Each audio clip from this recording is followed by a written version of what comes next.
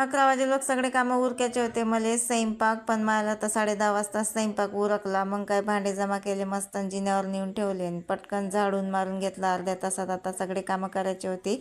भांडे बी घासून घेतले. जीव एवढा थकला का पटपट कामं केले की माझी जीव लय थकते. तर मग 11 वाजता बाहेर आले मी. तर लंगडू महाराजचं कुटाराचं टोपलंही देवा तसंच होतं आणि त्याच्या पुढे कुटारही नव्हतं. शनाय तसंच काढायचं होतं.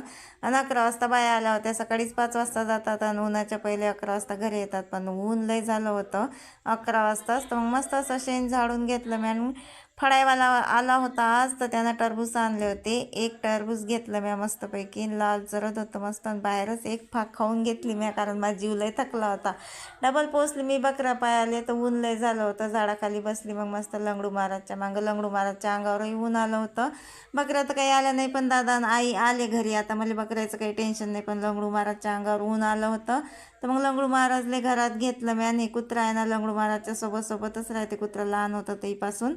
आणि लंगडू महाराज घरात आले की गेटच्या पुढे बसते. तर मग लंगडू महाराजले घरात घेतलं मस्त आणि पाणी पाजून घेतलं.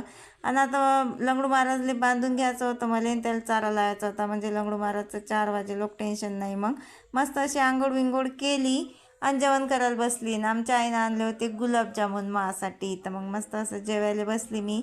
आणि आईनं साड्या आणल्या होत्या आणि साड्या दाखवायला आल्या. ही साड्या एकदम मस्त होत्या, पण माझ्यासाठी आईनं फक्त गुलाबजामुन आणले होते. आणि मग काय बकऱ्या आल्या आमच्या, बकऱ्या बांधून घेतल्या. चला तर मग भेटूया पुढच्या ब्लॉगमध्ये. बाय.